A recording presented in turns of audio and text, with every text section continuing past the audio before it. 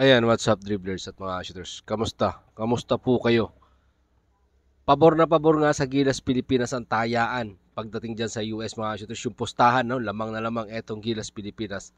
At coach ng Egypt nangihinaya nga sa pagkakawala ni Macho Wright dito sa kupunan ng ating Gilas Pilipinas. Ito na nga ba yung huling laro ni Coach Chot Reyes mamaya dyan sa Smart Araneta Coliseum? Mamaya pong alas 8 ng gabi ang huling classification round nitong ating Gilas Pilipinas. Yan na nga ba yung magiging huli o huling sayaw ni Coach Chot Reyes para patunayan sa mundo, no, yung kanya magiging bakbakan o magiging laban against dito sa China. Yan po yung ating pag-uusapan sa video ito. Pero bago yan, makikiusap po tayo. Pahingi po ng isang subscribe.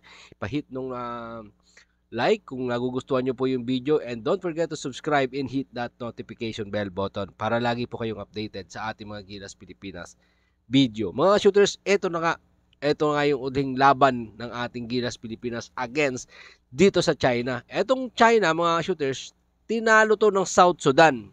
No? Ito namang China, tinalo yung Angola na tumalo rin sa atin. 'Di ba?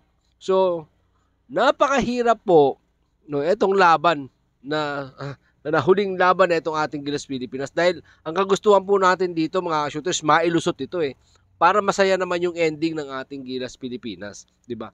Maging masaya yung ating pag-exit dito sa FIBA Basketball World Cup dahil wala na nga po tayong chance dito sa wala na tayo ng chance dito sa automatic chance dun sa Olympic. So ito na nga lang po yung magiging consolation prize natin dito, yung maipanalo yung huling laban natin against dyan sa China na makakalaban din natin pagdating ng Asian Game at ng FIBA Asia. So kailangan nating ipanalo to mga shooters, kailangan na mailusot ito nitong ating kupunan.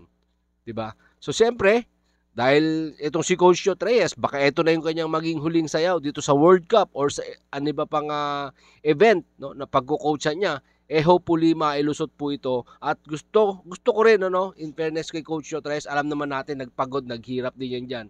Ipakita niya rito, no, ipakita niya yung kanyang kakayahan, ipakita niya rito na kaya niyang ipanalo itong laban against sa China para hindi naman siya nakakalungkot. At kung siya nga ba ay aalis, sino nga ba ang pwedeng pumalit kay Coach Chot Reyes? Pwedeng itong si Jimmy Alapag, 'di ba? Pwedeng itong si Tab Baldwin. Siyempre, internationally mapapakinabangan po natin ang isang Coach Tab Baldwin. Dahil sinabi nga ni Coach Tab Baldwin, no, mga shooters, dahil nakita natin yung progreso, yung pag-unlad ng ating basketball community nung hinawakan ni Coach Tab Baldwin. Ako, mga shooters, mas pabor ako either si Tab Baldwin o si Coach Jimmy Alapag ang humawak na itong Gilas Pilipinas. 'Di ba? Mas magiging maganda po ang kalalagayan na itong ating kupunan na Gilas Pilipinas kung out po sa PBA yung magko-coach dito at magpo-focus lang talaga dito sa ating Gilas Pilipinas at magkukumpit tayo internationally. 'Di ba? Para maging maganda, hindi rin ako pabor na si Coach Timko na magko-coach dito kasi hindi rin siya makakapag-focus mga shooters. Unang-una, may PBA coaching job etong si Coach Timko.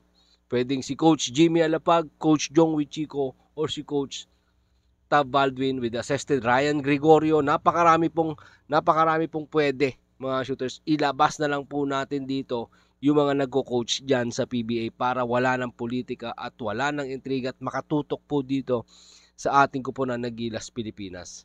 'Di ba? Para hindi ganito na nangangapa tayo every time na may competition, kailangan paghandaan within 3 weeks, 2 weeks, 3, 4 weeks. Kulang po kasi yung ating naging preparation. And hopefully mamaya ma-address lahat ng problemang yan.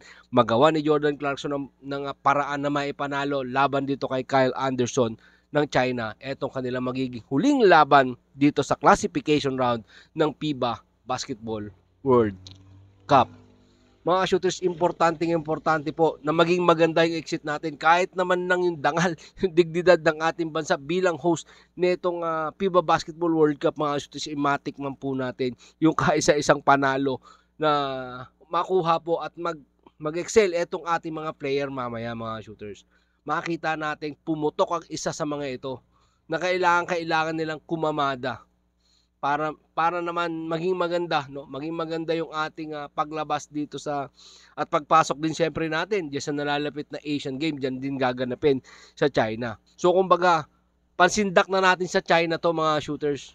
Dahil sa pambubuli nila sa atin diyan sa West Philippine Sea. And hopefully, masindak natin sila mamaya diyan sa Smart Araneta Coliseum. 'Di ba? Diyan man lang makakabawi po tayo. Matalo po natin sila. Samantala mga shooters, etong coach ng Egypt na coach ni Matthew Wright, diyan sa Japan D-League, hinahanap yung isang Matthew Wright. Well, ako man, hinahanap ko rin yung isang Matthew Wright dahil nakakapanghinayang, no? Eto nga si Roy Rana, mga shooters, na coach ng Egypt, na kasalukuyan na coach din ni Matthew Wright diyan sa Japan, hinahanap yung isang kalibre ng isang Matthew Wright dito sa Gilas, Pilipinas. Malaki nga daw ang maiambag ni Matthew Wright kung naandyan siya sa lineup ng Gilas, Pilipinas, kasi anytime pwedeng pumutok itong Matthew Wright at pwede niyang madala yung laro ng Gilas, Pilipinas sa labas, which is yung po yung kulang na kulang sa ating Gilas, Pilipinas ngayon. Na hinahanap nating lahat, yung outside shooting. 'Di ba? Wala po tayong outside shooting. Only Dwight Ramos ang gumagawa po sa atin ngayon. Ito pong iba, even Jordan Clarkson, 1 out of 6 ang kanyang shooting percentage diyan po sa mga naging laban. So napakababa po ng ating outside shooting. Kung may Matthew Wright nga naman tayo, so papapakinabangan po natin. Yan po yung hinahanap ng coach, no? Neto nga na si Roy Rana ng Egypt, na kasalukuyang coach nga ni Matthew Wright. So yan yung pagkukulang ni Coach Chot Reyes dito. Hindi siya kumuha ng legit outside gunner na katulad ng talent ng isang Matthew Wright. So nakakapanghinayang po yan mga shooter. Siyempre hahanap-hanapin po natin yung katulad ng ganon, diba? Dahil kinakapos po tayo pagdating po sa outside shooting Wala po tayo, hindi po makapag-ambag tong iba. 'Di ba? Itong si Dwight Ramos lang, si Dwight Ramos lang yung puputok mga shooters diyan sa outside shooting. Kukulangin po 'yan. Pero kung marami tayong outside gunner, madagdagan man lang ng dalawa 'yan yung ng ating kupunan, 'di ba? So, tama siya, may dadala natin yung laro. Tama si Roy Rana rito, yung coach ng Egypt, madadala nung ating kupunan yung laro papunta sa labas, kasi hindi po pwedeng puro loob yung nilalaro natin, 'di ba? Dahil katulad nga nitong laban natin against sa Italy, napakalalaki nila pero mga shooter silang lahat, mga shooters. Marami sa kanila ang pumupukol sa labas. Ayan, maraming pong salamat sa inyong panonood. Kung ano man po ang inyong magiging opinion, pag-usapan po natin dyan sa comment section. Maraming salamat, ingat and God bless everyone. At yun, patuloy ang pagdarasal para sa ating kupunan Gilas Pilipinas. Laban, puso,